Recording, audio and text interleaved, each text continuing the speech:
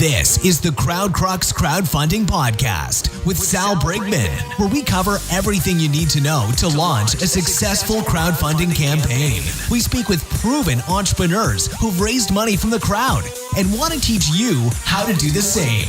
Stay tuned because we're about to reveal how to launch your dream project. With your host, Sal Brigman.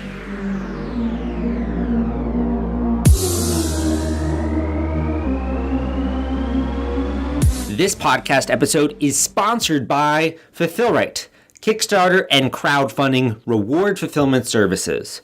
I think one of the hardest parts of running a successful crowdfunding campaign is shipping out all of those rewards or all of those perks to your backers, and Fulfillrite helps you do that. You can check them out at fulfillrite.com, fulfillrite.com. Hey guys, welcome back to the Crowdfunding Demystified podcast. If it's your first time tuning in, my name is Salvador Brigman, and boy, do I have a special interview for you today.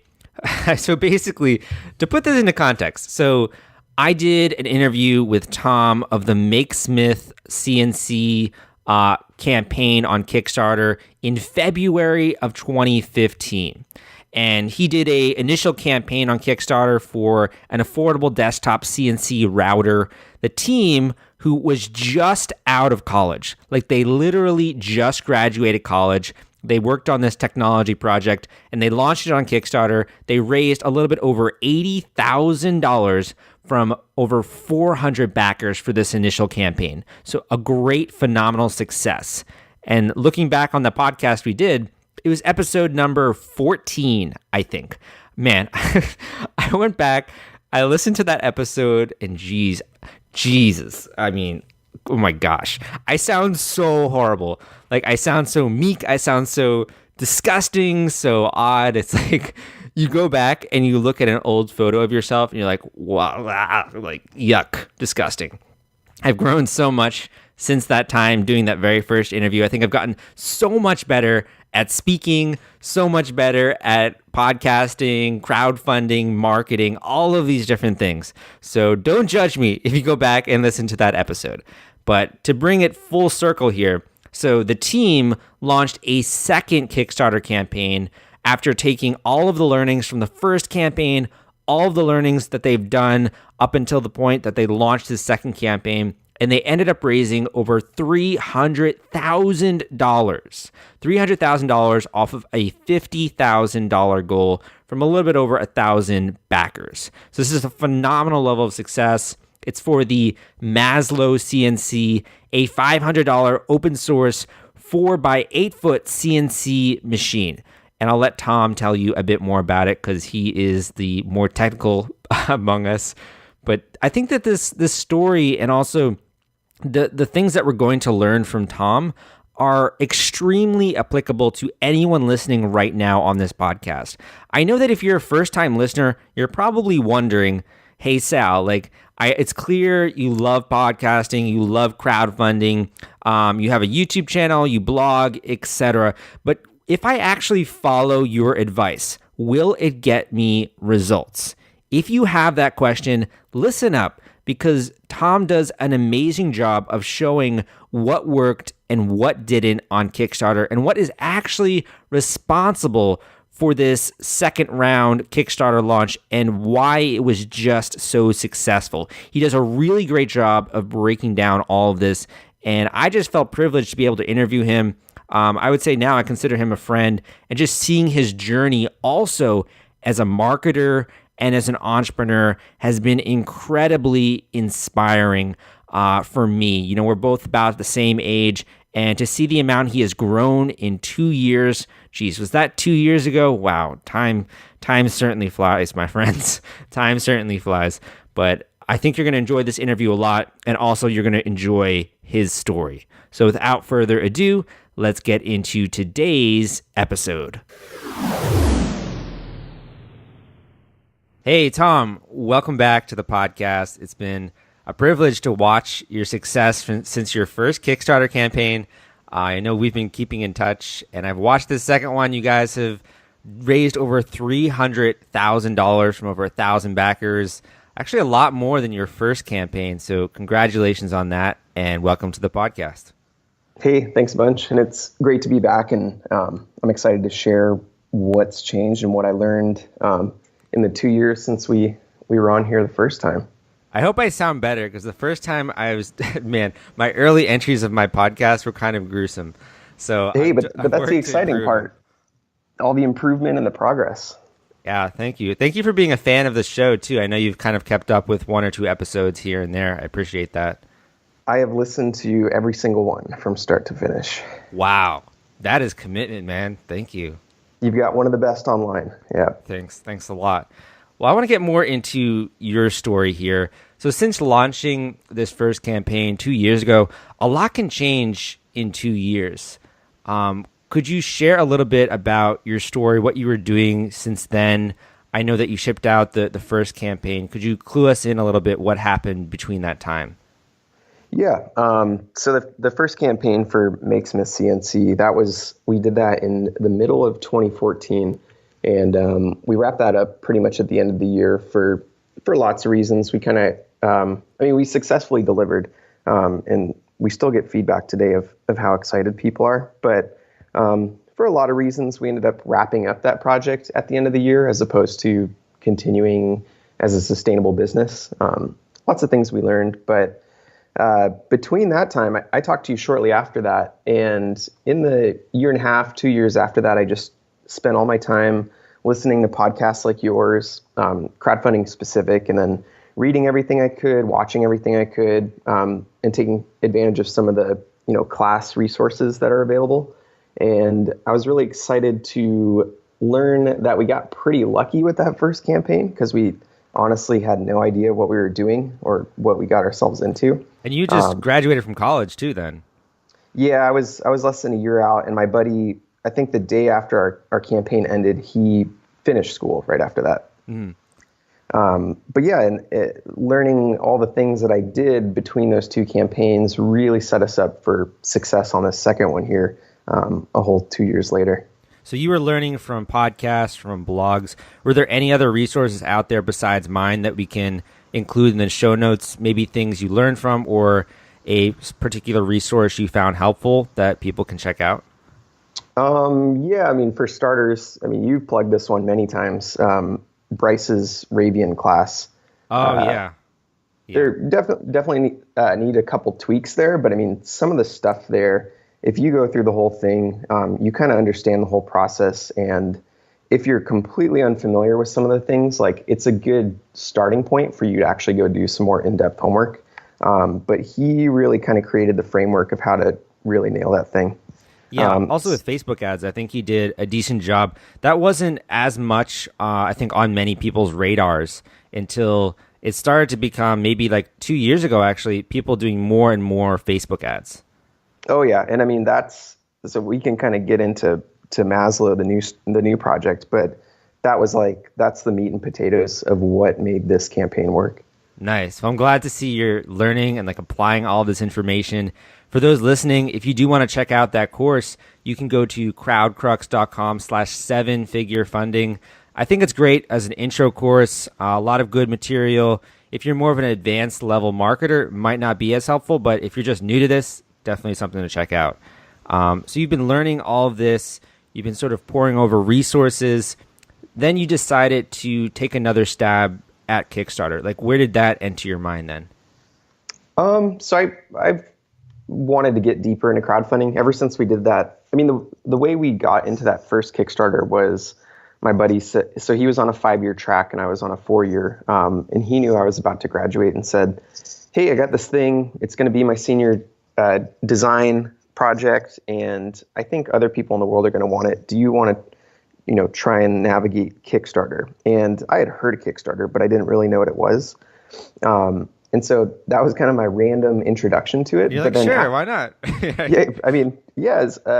As someone very interested in entrepreneurship and business, doing something right out of school was exactly what I was trying to do. But once we did that, we did the funding process, we did the delivery process, we completed it from A to Z. I was just hooked. I thought that was such a powerful thing for people just working in their garage or whatever. if you have a decent idea, you don't have to jump through all these other complicated unknown hoops. Like, create a cool pitch, put it on, make a nice video, and see what the world thinks about it. And so I got completely hooked on it, and I was like, Kickstarter, crowdfunding, this is kind of what I want to do with my life. But yeah, I'm looking too here at your first campaign. You got attracted 423 backers. And that's a really big sum. Like, to be able to do that, 10 years ago is nearly impossible, particularly for a recent college grad. I mean, you guys were working on this sort of like as a hobby, and then you put it out there and you find all of these people are interested in it. I had to interrupt this podcast episode because I want to introduce you to my friends at The Gadget Flow. Their product discovery platform reaches 22 million people per month. They've helped more than 5,000 crowdfunding campaigns thus far, and they have a social media following of more than 700,000 followers. If you want to gain access to their marketplace and list your own product, you can go to thegadgetflow.com/submit and list your project today. Yeah, and that's the crazy part to us is now all the crowdfunding stuff that I do know, we should not have funded. We didn't do outreach. We did no form of advertising. Like, we got pretty lucky there, especially as two really young guys out of school saying we were going to make a rapid prototyping tool. So that kind of blew my mind. And going forward, I was just like, how did we not hit any of these ticks on the checklist of what you're actually supposed to do a really good campaign? That's actually so we got lucky there. That's a really good observation. And that's also, I think, that so many entrepreneurs nowadays, like, now there's a culture of entrepreneurship where there are people like me giving advice. There's like how-tos, step by step. But to be honest, a lot of entrepreneurship is just taking action. It could be like really stupid action, not even knowing what's going to happen, and it works out, or it doesn't. And you just kind of learn from there. So you guys, maybe you didn't have all of that know-how or knowing how to, properly launch a campaign, but you decided to put yourself out there and you saw what happened, and now you're applying all of that new knowledge. Like, that's pretty cool to me. Yeah, and I mean, very excited on our behalf to learn the things we didn't know and then go and execute them in an organized fashion the second time around. So how does the Maslow CNC differ from the Makesmith CNC? So the clever tech that was on Makesmith, so Makesmith was a desktop CNC machine, takes up about a cubic foot on your desk surface. The Maslow is the same tech on a much larger machine, a 4x8 foot CNC. So you would like run to Home Depot and go grab a 4x8 sheet of plywood, slide it in there, and cut some really big stuff. And some of the more ambitious projects that you would do there's this whole open source community for tiny homes, if you've ever heard of it. And this is one of those tools that could help you do that. Normally these things are tens of thousands of dollars. And just like Makesmith, we took a very expensive tool that was a barrier to entry for creatives, and we made it suddenly accessible, and it kind of blew people's minds just as the Makesmith machine did. So tiny homes, is that for like dwarves and elves, or like who uses those? No, that's just like an economical way to make shelters, structures in anywhere in the world. You just download them online, and you can set them up. It's just making super affordable housing in places that it might be hard to get all the hardware to build some elegant or standard home. But I mean, this is kind of the extreme of what we'd love to see Maslow do. And we definitely have some in our community that are trying to do those kinds of things. But really, we just made a really expensive tool insanely cheap. Okay, for the tiny homes also, is that something where sort of do-it-yourself people who are interested in that as a hobby, they can make their own home? Or is this something that like a professional construction company would do? The exciting part is there are these professional organizations creating the plans, and the only thing that's missing is an affordable tool for an everyday user to use some of those plans, and we've kind of filled that gap. Okay, pretty cool. So you could get the plans from that org and then use your tool to sort of do it yourself or to try it out sort of as a hobby or, to, if you have the engineering background, I guess, really execute on that. Yeah, it's going to be both. We will definitely see a couple people attempt tiny homes. I think more of this first round of Kickstarter, those machines are going to be people saying, "Holy crap, I can use this really expensive or previously really expensive tool. Let's see what I can kind of play around with and get familiar with this type of tech." This is similar to your last campaign in that you're bringing something that is used in a professional way and sort of bringing it to the hobbyists and bringing it to people in a way that's more affordable. Yeah, and we opened up a couple new markets, which was interest. How do I say it? Like, we were surprised that there was a market there, and then the very people in that market did not realize that they were there. One example is like set designers for school theater or more professional. They were just like, wow, Ooh. if we could cut out sets for such a low cost, that would totally change the game for how that all works. So we were kind of excited to see that. That's cool. I would have never thought of that either. I guess as you put yourself out there, it's kind of natural. Like, you can't plan everything. You're going to discover, oh, hey, like, these people love it. I never expected that. And maybe for some campaigns, this doesn't connect, or like this message needs to be changed, etc. So you kind of learn as you go, I guess. And that's the exciting part about putting a campaign out in the open and doing crowdfunding. If we were to do this more traditional route and go after some angel investor or something, the exposure of the tool would be far less. And by letting a whole audience see it, they're going to tell us it's this whole feedback process. They're going to tell us what they would use it for, and we could come up with more examples to demonstrate that we can enable them to do that. So what was your role exactly in this campaign? Were you on the marketing front? Were you helping with product? What was your role with this one? So this one, I was very focused on the crowdfunding side of things. The first one, I was more of a equal partner, kind of picking up wherever we needed help. This one was, I'm here to take what I learned over the last 2 years and really implement it into this campaign and do as best as we can. Great. I'm going to really enjoy picking your brain here then. Okay, so I'm looking at your Kicktrack stats. It looks like you pretty much surpassed your goal on the first day. Actually, a lot more than that, maybe like 70K. And since then, it's just been an upward trajectory. You've now raised a little bit, over $300,000. And that's a tremendous success off of a $50,000 goal. So can we walk through? Yeah, definitely. Can we walk through sort of your thinking in terms of the launch, what you did those first 7 days? Geez, you like knocked it out of the park here. So I'd love to get some of your thoughts on what you did. Yeah. So we funded in the first 2.5 hours, and wow. I think what's different, kind of to answer your very first question at the beginning, these days, if you're going to launch a crowdfunding campaign, you should know with 99% confidence how day one's going to go. If you've done all your preparation right, it's not going to be a surprise that something like this is going to happen. You find that out in the whole pre-launch process. And there's like a small chance that all these indicators, the good indicators that you've gotten, are just false. That could happen. But if you've really done your preparation, like you kind of know how the campaign's going to go. And so to make this story as short as possible, we wrapped up that first project at the end of 2014, and we didn't really touch CNC for 2015. And for much of 2016, Bar my one of the co-founders, we have Bar and Hannah on this project, and he went traveling for a bit. And he had told me right as we were wrapping up that first project that he thought he could take the tech that he put on the first machine and put it onto a larger machine.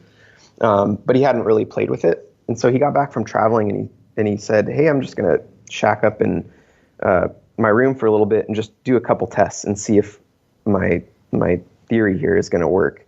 And pretty quickly he found out like this is definitely going to work. And so that's when he approached me and said, hey, this thing keeps going the way I kind of hoped it would. I think we should do this. I want to do this really quick.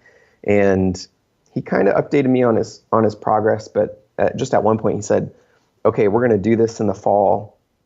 I'll give you 2 to 4 weeks to market it, but this needs to launch by this day. And as someone who spent 4 weeks, you're like, what? I only have 4 weeks. Well, and so me as someone who's become extremely familiar with what you need to do these successful campaigns, I'm telling him, you know that the industry standard now is 3 to 6 months at least to really do this properly. And he said, yeah. I know you're good at this stuff now, but I'll give you 4 weeks, 2 weeks. And so it was like we were it was going to happen. And so I tried to make the best of what we could. He ultimately gave me 2 weeks. Jeez, that's something to pull off though in 2 weeks. Oh my. Yeah, and so that'll be kind of the trick that I'd like to share with your audience is. Congratulations, you've reached the halfway point of this podcast episode. I'm excited to get to the second half, but before we do, I want to take a moment to introduce you to my friends at BackerKit. And BackerKit helps you automate away the painful parts of the survey and fulfillment process. Don't get buried in the spreadsheets and manual data entry that comes with running a crowdfunding campaign. Visit backerkit.com to find out more and use the code CrowdCrux for a special discount.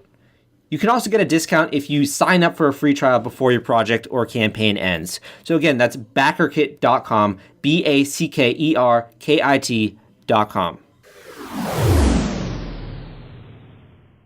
It's strictly with 2 weeks, you're not going to get coverage from bloggers, editorials, whatever.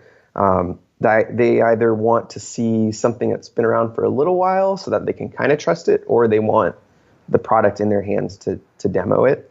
That was just not an option with this project. So we kind of cut off like a main part of crowdfunding there. And so we really focused on building up an email list as quickly as possible and using that to do the launch. Excellent. That is literally exactly what I would recommend. I was kind of curious what you were going to say there. So how were you actually getting people on this email list? Like, were you also doing a landing page, or could you walk us through that? Yeah. And all of these little things I learned from listening to your 140 something episodes over the last 2 years. But so I don't have any formal training in Facebook ads, but I picked up all these little notes as I listened to the guests on your podcast. And I feel like I got this kind of patchworked informal training on how to not screw up Facebook ads. And so our process was we created several different ads and we only put $5 behind each of them. And we just kind of looked at which ones were resonating with people and which audiences that we kind of curated were the correct ones. And then as soon as we saw ones that were working, we just dumped more money behind them. And so we would have the ad point to the Facebook page. And on the Facebook page, pinned at the top, we would have a link to our landing page. Okay. So it was kind of a double, a two-step funnel there, which I think you kind of want to stick with one. I mean, the less actions someone has to take to show their interest is better, but that's kind of how we went with it on this time. Okay, and were you saying we're having an upcoming Kickstarter campaign? Were you advertising your first product? What was the call like? What was the ad like? So we had a slight advantage to any campaign that's going in for the first time. We had a pretty devoted group of backers from our first project. I mean, we did that. We funded it and we delivered it. We did exactly as we said we would.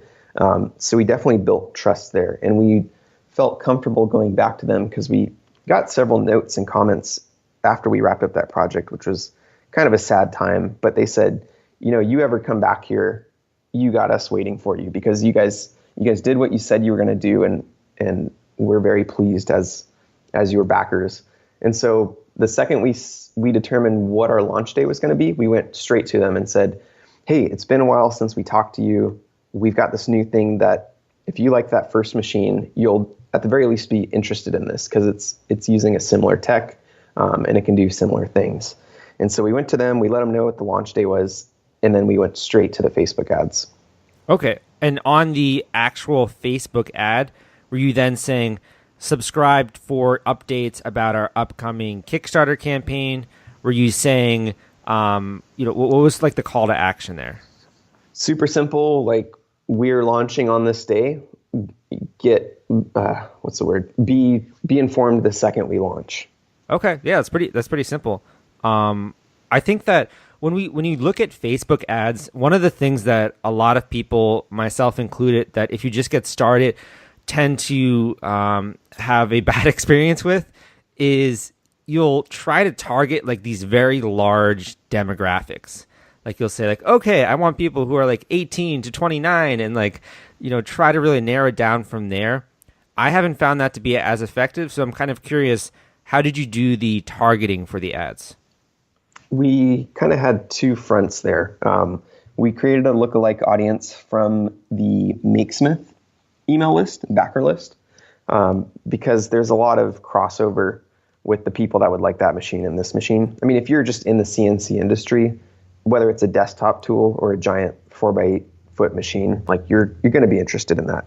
But the other side of it was from Bryce's course, he kind of touches on the fact that the majority of people that are trolling through Kickstarter are male 25 to 35, I think. I forget the exact demographic, but that was very much what our demographics looked like with our first campaign. So we focused on that immediately. So we had the lookalike audience ads, and then we had a couple that we just kind of hypothesized, just from our interaction with customers at like Maker Faire several years ago.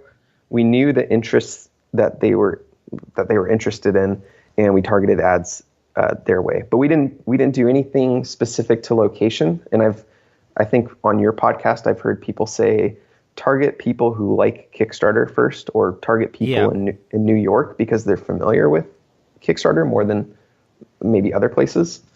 There are certain areas that tend to have more campaigns launched in the U.S. particularly, and also more areas with backers. Like I know South Korea, I've been hearing that more backers are coming from that area. So it's been interesting to listen to that, but that's definitely, I think, more of an advanced topic. Okay, so that's very interesting to me. Basically, you were creating a lookalike audience from your email list. You don't have to share, but I was just kind of curious, how big was your email list from that campaign, like to give people an idea? Yeah, we were kind of saying that from what we'd heard and what I had read over time, it kind of seemed like the figure was you can expect whatever your email list is to convert at maybe 5 to 10%, maybe somewhere in the middle there. So it's all like a pretty simple math equation. So if you can assume that your email list is as strong as 5%, you need to look at what your minimum goal is, how many of your product you need to have backed, and then does that amount equal 5 to 10% of your email list? And so we went in there with, I wanted 5,000, 6,000 emails, but we got just up to 2,000 before we launched, and that was just the nature of only having 2 weeks to do it. We had a pretty consistent growth rate based on how much money we were putting behind ads and how many people we would get to subscribe to the launch day announcement. But yeah, we got just shy of 2,000, but that's all we needed to make it happen. And also, I do want to stress here for the people listening, it's also not all about numbers. You can have 2,000 and the list can convert horribly. You can have 100,000 people on your list and not many people are opening your emails or clicking. It's all about that engagement and how relevant those people are on the list. Yeah, and because of how quick this was happening, we made the assumption that anyone who's going to sign up, so people signed up before the launch of this project 1 to 14 days before it happened. So we figured if they're going to sign up by email for this thing in that small window, like that's going to be a pretty strong list. And yes. I would agree that yes, over time, the strength of your email list is going to deteriorate and you want a fresh one. But this was only a 2-week window of building that list. So we figured it was going to be pretty strong. That's actually a really good point. I haven't considered there.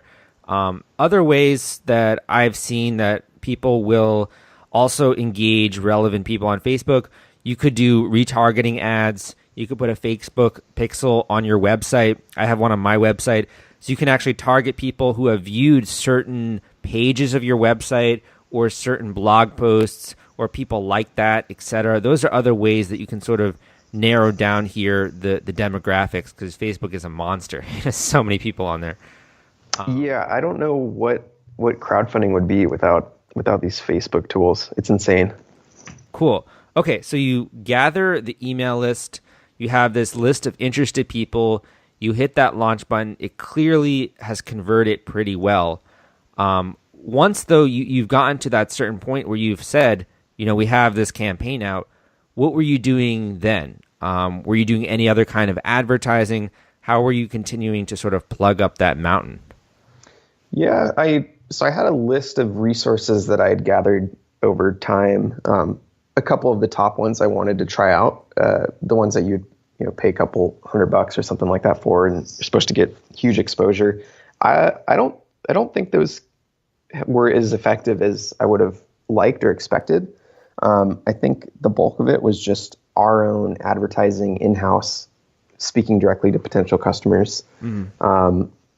But we tried, again, just like how we couldn't really get any coverage from writers or anything before the campaign. It was also it was a little too soon for us to get to approach people during the campaign too. There's just not enough time between when you launch, you reach out, and them not only checking your note, but then going through the process of looking into it, then contacting you and writing about it. It just didn't work out for us, but we did get approached by a couple people that I think were pretty instrumental in lending some credibility. We kind of have the same issue with this project as we did the last one. We're relatively young people saying we're going to make a high-tech product and deliver on it. And luckily we had one of those under our belt. So it was kind of like, well, can you really question us? Maybe we got a little bit lucky, but we still did what we said we were going to do. This time there was, because this was such a larger machine, there was just a lot of skepticism right off the bat. And people either got it or they didn't get it. And the ones that didn't get it just vehemently tried to combat it. And we had a couple of the woodworking niches contact us, and they, by coincidence, so Bar and Hannah were in Port Townsend, Washington. And by coincidence, a couple of these writers and bloggers were up in that area, and they made the day trip to come see the thing working in the garage. Nice. And after a couple of them came, I mean, they can't really write a full testament to like, this is, once they make several hundred of these and some of the bugs are fixed, like this will be a perfect polished product. But they were able to say, you know what? I sat down with these guys for a couple hours, watched them do a couple things. Like, it does what it says it does. It's not a sham. And right after that happened, and then Bar cut out a couple complicated examples, the skepticism just washed away. Mm-hmm. I think too, it's true. There is a lot more skepticism, particularly now also on Kickstarter, just because we have seen many campaigns not deliver, kind of saying they can do some amazing thing, and they end up just either taking the money or for any reason they're not able to deliver. So I think it's natural that there is that skepticism, and I actually think it's probably going to get a little bit more skeptical as time goes on. So being aware of that, making sure you are building that trust and trying to make this as tangible as possible, I think that's exactly what you should be doing going forward. And that's pretty cool that people would come out and see it.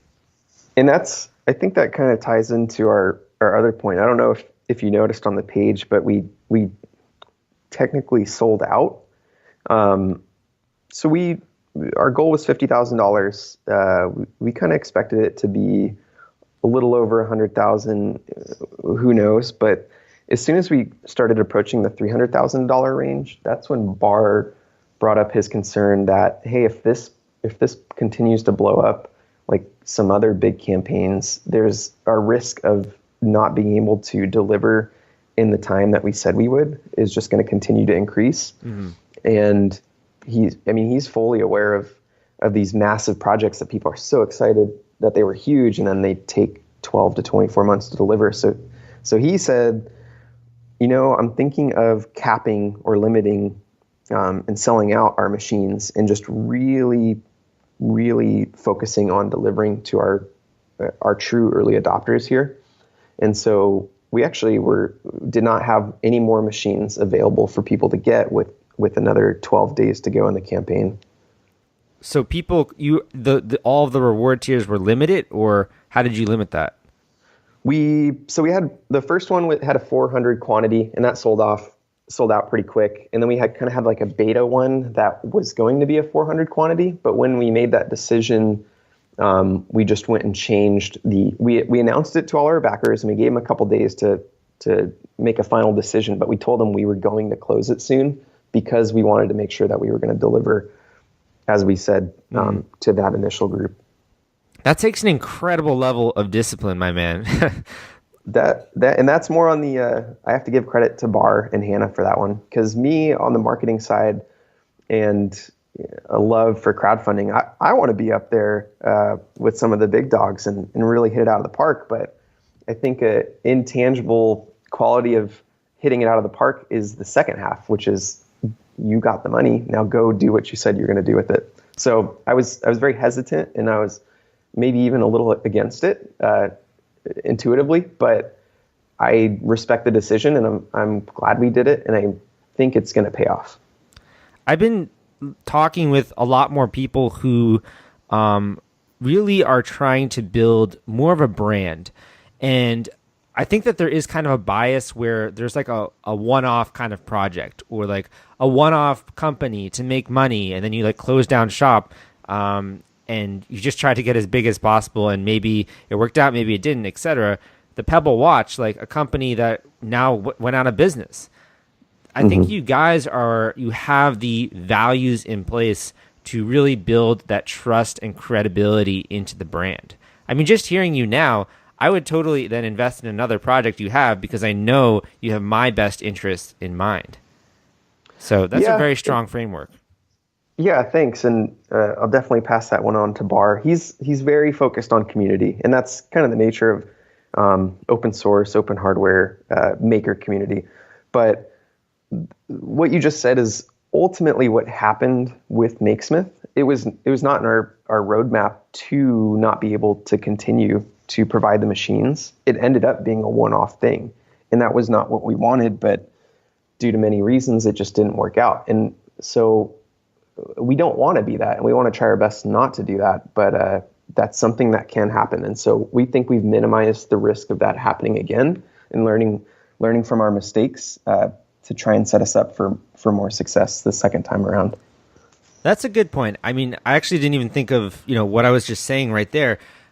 I think that, for there are so many different types of entrepreneurs. Some people do just want to do a one-off project. Like, I shouldn't be the one to judge that.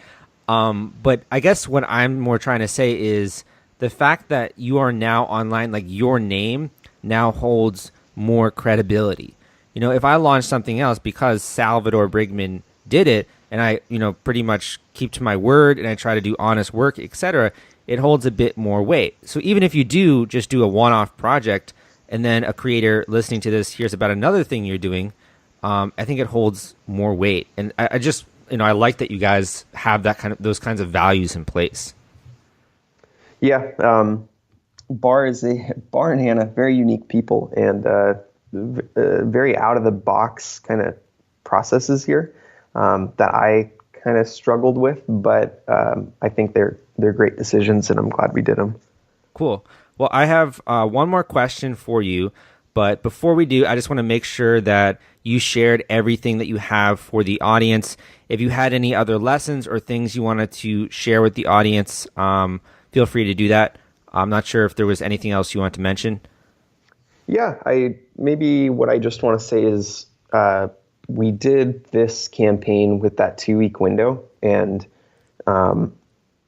if I were to do another campaign, like do the 3 to 6 month process or more. You're really setting yourself up for success to do that. The nature of this one, it didn't happen, but we were able to execute on some of the tools and strategies that were most effective in the situation that we were in. But like, don't don't put your campaign at a disadvantage. Like, do all the things, do the outreach, build the list, build an audience. And then when you go to launch, whether it's a month ahead or 6 months ahead, like, you've got these people ready to go for you. It's just like absolutely known you cannot just throw a project up there. It hasn't happened like that for several years. We were even kind of an anomaly back then, but there's no way it doesn't happen now. We talk about this 2-week period, but at the same time, you were learning there for many, many months. And maybe if you hadn't learned these things, you wouldn't know how to do Facebook ads, or you wouldn't know how to improve the campaign. So there actually is a lot that went into this campaign. I guess just in terms of when you actually started gathering that activity, it was so much more efficient because you put in that learning time. Yeah. So our only 2 weeks of preparation was compensated by the fact that I spent the 2 years prior to that just analyzing everything crowdfunding. Definitely, because learning is definitely part of the game. When I talk about having a 3-month preparation, ideally something longer, like 5 months, I do incorporate learning into that span. So you've already done a lot of learning, so you know what works, what doesn't, what's actually going to drive traffic, what's not, etc. So I can totally see that. But the last question I have for you here, Tom, I want to get more of a sense. It seems like you sort of have come into this whole new space with your journey, whether it's as a marketer, as an entrepreneur, etc. You've really discovered something that you're passionate about, which is crowdfunding and Kickstarter. Where are you seeing your vision going forward? I want to find more people like Bar and Hannah that they're just one-off people doing something really cool that no one really knows about yet. I want to work with more people like that and just get their stuff out into the world, because I think it's so cool. It's 2016 and the stuff you can do as an individual is just mind blowing. And I want to help enable more of those people to get their really cool ideas out, because there's a huge audience out there looking for really innovative, cool, unique things. And so I just want to help facilitate that. That's cool. I also totally resonate with that vision. That's something that I myself also want to do. I have that like similar vision there. It's kind of cool that maybe 30 years ago, it wasn't the fact that people who had technical skills or technical chops that they could do very much with that in terms of putting out things into the world. It was more so people like you and me, like the marketers, the branders, who are saying, hey, you can do this at the company, you can't do this because it doesn't increase the bottom line. But now if you do have those skills, that innovation, you can go directly to the crowd. And we as marketers, we have to both respect people with that sort of mindset and also learn from them. And in that way, it's a win-win situation. So yeah, super exciting. I mean, I only see so I just got back from that Crowd Invest Summit. And so that was very focused on the equity crowdfunding side of things. But my love is for this rewards-based, getting a first product run out there. It's so exciting to me, and I really want to help people. Was that a good summit, by the way? I actually didn't have a chance to go. Yeah, it was fun. I mean, it kind of worked out because it was down south where my folks and my girlfriend and family are. So it was an excuse to go down there. But it was cool. I mean, the organizers there, you've had Joseph Holm on Yep. here, and I think you've had Darren Marble maybe from, I think he's CrowdFundX. I've had him also. It was a lot of great conference. info, a lot of great information. And equity crowdfunding to me is, I still always will have a soft spot for rewards-based Kickstarter, Indiegogo, but I am excited about the potential of equity crowdfunding. Yeah, I'm right there with you. I see myself in that space eventually, but I'm loving the rewards-based right now. Okay, so if I am in the audience, I have technical skills, I have no idea where to begin with marketing. I'm like, hey, I like what Tom is saying. He has some cool values. Where should they check you out if they want to do a potential collaboration, or they just want to learn more about what you're doing? You can find me at maslowcnc.com, and that's maslowcnc.com, or you could just look me up on LinkedIn. I think I'm the youngest looking Tom Beckett that'll pop up there. Nice. Yeah, I still have to update my LinkedIn profile. I look so young there. I now have facial hair, so I gotta update that. Yeah, I see it in your YouTube videos. Thanks. Yeah, I've been trying to go a bit more hardcore on the YouTube. I think people are a lot more helped in sort of a bite-sized way by that. These podcasts are a bit longer, but thank you so much for being a dedicated listener, for supporting my educational materials, and I really look forward to watching your journey in the future. Yeah, and let me give you a quick shout out because, like, honestly, it's totally truthful. I've listened to all of your stuff. YouTube's a little harder for me to follow, but I mean, the stuff you put out for anyone listening, like, this is the cream of the crop here. You can do, if you have no experience in any of this and you're like, I got this product, I want to go do crowdfunding. If you just stuck with CrowdCrux alone, you'd probably be set up in the best possible position. There's other stuff out there. Definitely go check it out. But I think you've done an awesome job over the last several years putting this together. And people say it all the time, and it's because it's 100% true. Thank you so much. And it's all because people like you come on the show and are very transparent and share what's working and what's not on Kickstarter. So thank you for that. Yeah, you bet. Great. We'll have to have you back next time. And it's been great conversation. Lots of great tidbits, lots of great information. I've learned a lot, but I'll definitely have to have you back next time. Thanks so much, Sal. Thank you for listening to this episode of the Crowdfunding Demystified podcast. Again, my name is Salvador Brigman. I hope that you enjoyed this podcast episode. If you did, can you take a second to rate and review this podcast in iTunes? Helps out the show. Also, I would love it if you could tell me which episode was your favorite. That way I can bring on more guests like Tom, more guests who have the type of advice or are talking about topics that are relevant to you, etc. Would love it if you could take a second to do that. And if you do, thank you so very much. Anyway, I hope you have a great holiday. I hope you take a little bit of a vacation or some rest. And if not, I hope you spend some time working on that project that you've been either thinking about for the new year, 2017, or that project that you've been working on trying to get out there before the end of this month. So good luck, and feel free to reach out to me if you have any questions. I'll see you next time.